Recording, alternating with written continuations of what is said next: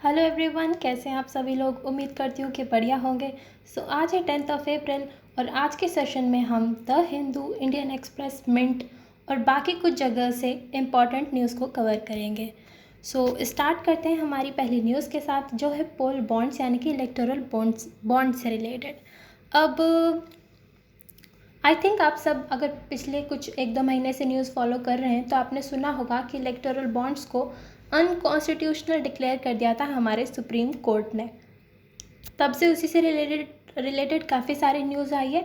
अब उससे रिलेटेड एक और न्यूज़ ये आती है कि अराउंड 20 फर्म्स ऐसी थी जिन्होंने इलेक्टोरल बॉन्ड्स को लिया था with in 3 years of their formation. Actually मुद्दा क्या है ना कि हमारा जो कंपनीज़ एक्ट है उसमें साफ़ सुथरा एक लॉ है कि भाई जब कंपनी फॉर्म होती है उसके 3 साल तक वो कोई पॉलिटिकल कंट्रीब्यूशन नहीं दे सकती, कोई भी पॉलिटिकल पार्टीज़ को फंड नहीं कर सकती।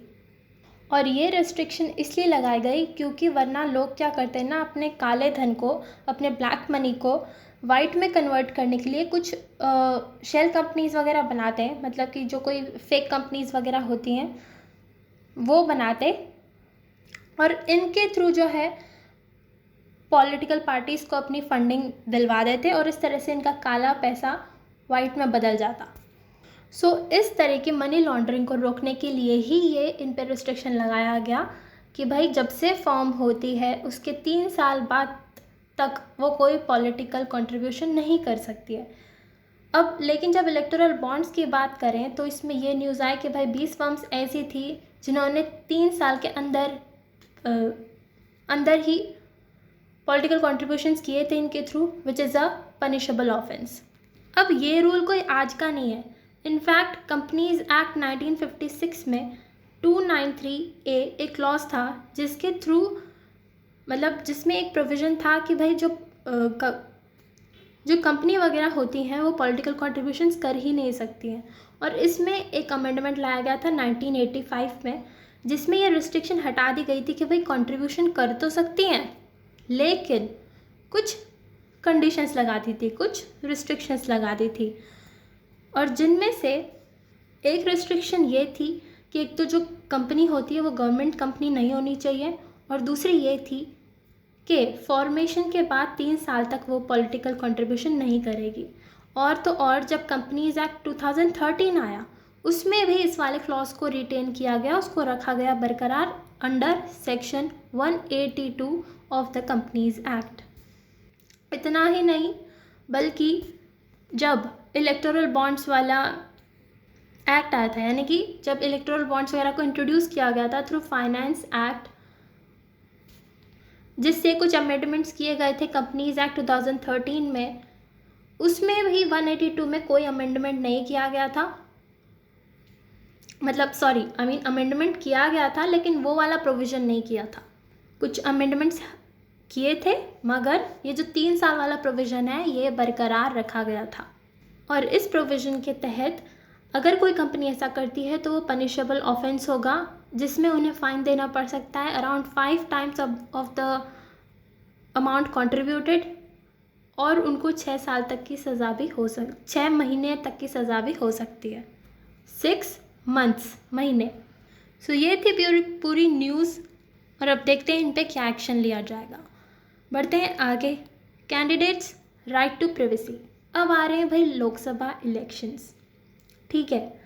तो आपको पता होगा जो भी इलेक्शन में कैंडिडेट्स खड़े होते हैं उन्हें अपनी प्रॉपर्टी वगैरह का, जितने भी उनके पास एसेट्स वगैरह हैं उन्हें डिस्क्लोजर करना पड़ता है, ठीक है। मतलब कि एक होते हैं कंडक्ट ऑफ इलेक्शन रूल्स 1961। ये एक सेट ऑफ रूल्स हैं जो कि गवर्न करते हैं हमारे इंडिया में इलेक्शन को, कि भाई इलेक्शंस कैसे कंडक्ट कराए जाएंगे फ्री एंड फेयर मैनर में। उन सब से रिलेटेड कुछ रूल्स हैं। And form number 26 appended to this rules is the affidavit in which candidates are required to disclose their assets and liabilities. यानी कि एफिडेविट के थ्रू इन्हें अपने असेट्स वगैरह जो हैं डिस्क्लोज करने पड़ते हैं, और अगर ऐसा नहीं करते हैं तो उनका नॉमिनेशन रिजेक्ट हो सकता है। अब रिजेक्ट कौन से सेक्शन के थ्रू होगा, तो वो होता है रिप्रेजेंटेशन ऑफ पीपल एक्ट 1951। तो जो रिप्रेजेंटेशन ऑफ पीपल एक्ट है 1951, उसका जो सेक्शन 123 है, यहाँ पे RPA एक्ट लिख लेना, मैंने लिखा नहीं। जो रिप्रेजेंटेशन ऑफ पीपल एक्ट है 1951, उसका सेक्शन 123 डिफाइन करता है करप्ट प्रैक्टिसेस को in the context of elections, कि भाई इलेक्शंस के कंटेक्स्ट में क्या क्या करप्ट प्रैक्टिसेस कहलाएंगी। और सेक्शन 36(4) कहता है कि भाई जो भी इन्होंने नॉमिनेशन पेपर्स दिए, अगर उसमें कुछ डिफेक्ट होता है ऑफ सब्सटेंशियल नेचर, तो वो रिजेक्ट किया जा सकता है। लेकिन अब आता है कोई केस 2019 के इलेक्शंस का, जिसमें कोई MLA थे जिन्होंने कि अपने 3 व्हीकल्स का ब्यौरा नहीं दिया था, जो कि था स्कूटी और बाइक और एक कार थी। सो उससे रिलेटेड केस चल रहा था। हालांकि उनके लॉयर ने बोला कि जो असेट्स बेचे जा चुके हैं तो उनका ब्यौरा क्यों दिया जाएगा, और इस तरह से उसमें बात चल रही थी। तो उसी केस में सुप्रीम कोर्ट ने कहा कि कैंडिडेट्स को हर एक इररिलेवेंट असेट डिस्क्लोज करने की ज़रूरत नहीं है। ठीक है, हमें इस केस में तो डीप में जाने की ज़रूरत नहीं है, हमें सिर्फ ये पता रखना है कि सुप्रीम कोर्ट ने क्या कहा। उन्होंने कहा कि हर एक छोटा मोटा असेट तुम बताओ, ये बात ज़रूरी नहीं है। सिर्फ आप वो वाले असेट्स बता दो जिससे आपकी पब्लिक इमेज इन्फ्लुएंस होती है सिग्निफिकेंटली, या फिर लाइफस्टाइल इन्फ्लुएंस होती है, या फिर जिसका इम्पैक्ट पड़े तुम्हारे इलेक्टर्स की चॉइस पे। यानी कि हम जब वोट डालने जाएंगे तो हमारी चॉइस पे अगर उनके असेट्स वगैरह से कुछ इम्पैक्ट पड़ता है तो वो वाले असेट्स डिस्क्लोज करने हैं। बाकी सारे आप डिस्क्लोज करो, ये मैंडेटरी नहीं है। They also have a right to privacy. ठीक है, और उन्होंने कहा कि it does not amount to a corrupt practice under representation of people act 1951। So बस इतनी बातें आई होप आपको याद रहेगी। नेक्स्ट बढ़ते हैं पीस क्लॉज पे। अब ये क्या होता है?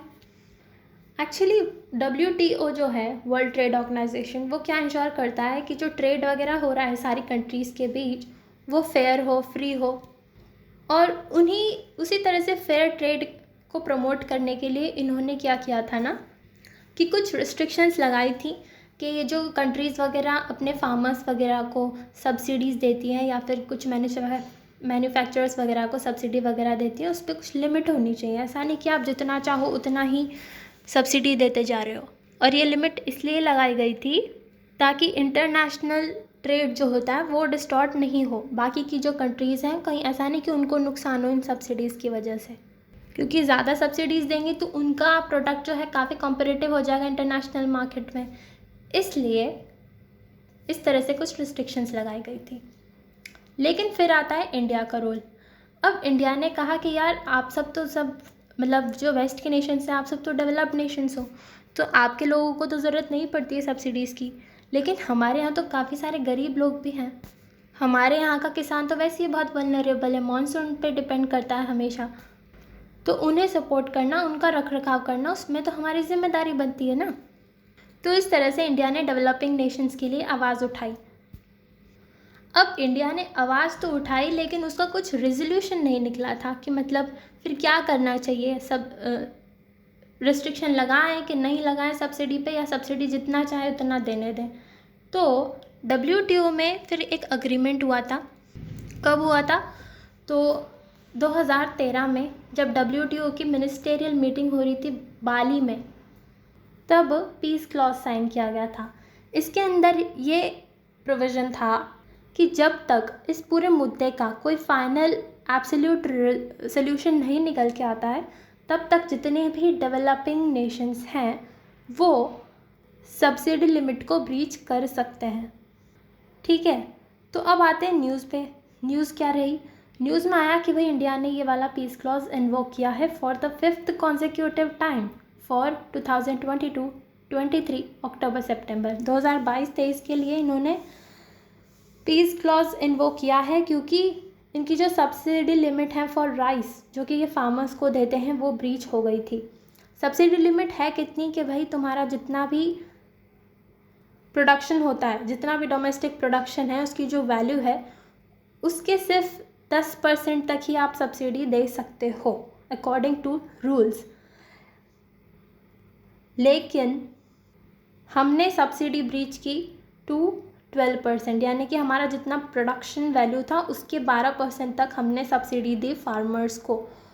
और क्योंकि ये ब्रीच हुआ तो इसी के लिए इंडिया ने पीस क्लॉज को इन्वोक किया है ताकि इंडिया पे कोई एक्शन लिया जा ना सके। So no immediate repercussions would be there as peace clause has been invoked. और ये बात बहुत ज़रूरी है, ये याद रखना कि बाली मिनिस्टेरियल कॉन्फ्रेंस में पीस क्लॉज साइन हुआ था, वो भी 2013 में। And it provides relief to developing countries from challenges until a permanent solution is found in case of subsidies। और इंडिया अपने डिफेंट में ये कहता है कि भाई जो भी हम स्टॉक्स वगैरह लेते हैं एमएसपी के तहत, आपको पता होगा कि मिनिमम सपोर्ट प्राइस के तहत हमारी जो सरकार है वो फार्मर्स से अन्न वगैरह लेती है, क्रॉप्स वगैरह लेती है और उन्हें एक फिक्स्ड प्राइस दे देती है ताकि उन्हें अपनी जो उपज होती है, उनकी जो प्रोडक्शन है, उनका जो अन्न वगैरह वो उगा रहे हैं, उनको उनका उचित दाम मिल सके। और गवर्नमेंट ये जो प्रोक्योर करती है अनाज वगैरह, वो फिर कुछ स्कीम्स के थ्रू गरीब लोगों में बांट दिया जाता है। तो इंडिया का कहना है कि इस प्रोग्राम के तहत हम जितना भी स्टॉक वगैरह एक्वायर करते हैं ना, वो हम हमारी डोमेस्टिक फूड सिक्योरिटी को पूरा करने के लिए करते हैं, क्योंकि इंडिया में अभी भी काफ़ी लोग हैं जो कि प्रॉपर फूड अफोर्ड नहीं कर सकते और उन्हें वो सिक्योरिटी प्रोवाइड करवाना हमारा फ़र्ज़ बनता है। So to meet the domestic food security needs of India's poor, ये ज़रूरी हो जाता है इंडिया के लिए कि वो इस तरह का सपोर्ट प्रोवाइड करें।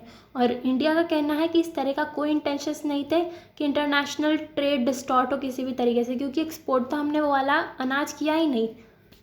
तो इंडिया अपने डिफेंड में ये कहता है।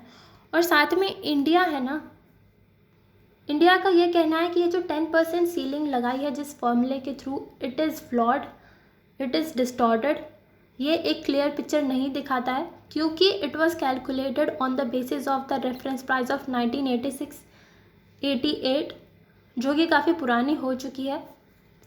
सो इंडिया का कहना है कि it should be amended for as it provides an inflated and distorted picture of the level of domestic support being given। So यही बात थी, इसमें हमें याद रखनी है इतनी बात। नेक्स्ट आता है स्ट्रैटेजिक मिलिट्री इंफ्रास्ट्रक्चर। अब हम सब जानते हैं कि चाइना की प्रेजेंस बढ़ती जा रही है इंडियन ओशन में, और इंडियन ओशन में स्ट्रैटेजिक रूट्स वगैरह को safe, secure and open to all रखने के लिए ज़रूरी है कि वहाँ पे हमारी थोड़ी मिलिट्री प्रेजेंस हो। और इसी को ध्यान में रखते हुए जो हमारा अंडमान निकोबार आइलैंड्स हैं उसमें कुछ मिलिट्री इंफ्रास्ट्रक्चर अपग्रेडेशन किए जा रहे हैं, जैसे कि revamped airfields, jetties to additional logistics and storage facilities, habitat for troops to a robust surveillance infrastructure, ताकि वहाँ पे अच्छे से सर्वेलेंस वगैरह हो सके, ट्रूप्स वगैरह भी डिप्लॉय किए जा सके। तो वहाँ पे काफ़ी इन्वेस्टमेंट किया जा रहा है अंडमान एंड निकोबार आइलैंड्स में, क्योंकि वो एक स्ट्रैटेजिक लोकेशन पे लोकेटेड है। So to project India's dominance in Indian Ocean and counter the expanding Chinese naval footprint in the region, and this place has significant potential in shaping strategic and military dynamics. So इतनी सी बात थी इसमें। I hope ये तो बहुत simple था, समझ में आ गया होगा। अब आते हैं हेपेटाइटिस पे। हेपेटाइटिस क्या होता है पता है? अभी बता देते हैं। एक्चुअली WHO की एक रिपोर्ट आई 2024 ग्लोबल हेपेटाइटिस रिपोर्ट, जिसमें डेटा आया कि भाई 2022 में इंडिया के जो वायरल हेपेटाइटिस हैं उनके केसेस 3.5 लाख से भी बढ़ गए थे, ज़्यादा ऊपर चले गए थे। और इससे इंडिया हेपेटाइटिस बी और सी के केसेस में सेकंड नंबर पे आ गया है आफ्टर चाइना। मतलब अराउंड 11% जो है ग्लोबल बर्डन का वो सिर्फ इंडिया पर ही है when it comes to hepatitis. In fact hepatitis B और सी के 2/3 केसेस इंडिया में पाए जाते हैं। ये बात है। हेपेटाइटिस बेसिकली क्या होता है, एक तरीके की डिजीज़ होती है जिसमें लिवर इन्फ्लेमेशन होता है, यानी कि लिवर में इरिटेशन होता है या फिर स्वेलिंग हो जाती है लिवर सेल्स की, जिससे बुखार, जॉन्डिस वगैरह हो सकता है। इनफैक्ट कुछ केसेस में काफ़ी क्रिटिकल हो जाता है। अब ये जो हेपेटाइटिस होता है 5 तरह के वायरसेस से हो सकता है, A, B, C, D, E, और इसमें सबसे खतरनाक BC है, which are responsible for 96% of overall hepatitis mortality. In fact, it is the second leading infectious cause of deaths globally with 1.3 million deaths per year. पूरे संसार की बात करें तो 1.3 मिलियन डेथ्स पर ईयर इससे होती हैं, हेपेटाइटिस से। मतलब ट्यूबरक्लोसिस के बराबर मान लो आप। It is that sort of an spreadable killer. In fact hepatitis भी इतना घातक हो सकता है कि 40 से 50% जो हेपेटोसेल्युलर कार्सिनोमा होता है, यानी कि एक तरीके का लिवर कैंसर है, वो इसी से होता है। और सिरोसिस के केसेस भी अराउंड 20 से 30% केसेस जो हैं वो इससे होता है। होता कैसे है ये? तो ये होता है, it is transmitted by unsafe injection practices through contaminated syringes, needles. कोई भी निडल वगैरह अगर कंटामिनेटेड है तो उससे हो सकता है, या फिर इन्फेक्टेड ब्लड चढ़ा दिया गया किसी को, उससे हो सकता है। सेक्सुअली भी ट्रांसमिट होता है, या फिर रिप्रोडक्शन के टाइम मदर टू चाइल्ड भी ट्रांसफ़र हो जाता है। और हेपेटाइटिस बी वैक्सीन से प्रिवेंटेबल होता है। ठीक है, होता कैसे है, क्या क्या कॉजेज़ हैं? कॉजेज़ हैं, अगर आप बहुत ज़्यादा ड्रग्स या अल्कोहल अब्यूज़ करते हैं, काफ़ी सारा उनका यूज़ करते हैं, तो इससे हो सकता है। या फिर फैटी बिल्डअप है लीवर में, वो भी एक रीज़न हो सकता है। या फिर autoimmune process in which a person's body make antibodies that attack the liver. कभी कभार इंसान का खुद का ऑटो इम्यून प्रोसेस ही उनके लिए घातक बन जाता है। वो जो एंटीबॉडीज़ होती हैं वो लीवर को अटैक करने लग जाती है, उससे भी ये हो सकता है। अब ये जो हेपेटाइटिस बी की वैक्सीन होती है वो हमारे यूनिवर्सल इम्यूनाइजेशन प्रोग्राम के तहत इंक्लूडेड है। और 2020 की एक रिपोर्ट थी जिसके अनुसार हेपेटाइटिस बी का जो 3rd डोज होता है वो 86% जो पॉपुलेशन है हमारे कंट्री की उनको तक पहुंच चुका है। सो ये पूरा मुद्दा था हेपेटाइटिस का। आई होप आपको क्लियर हुआ हो। और बस इतना ही था आज के सेशन में। आई होप आपको समझ में आया हो। Thank you so much. Have a nice day.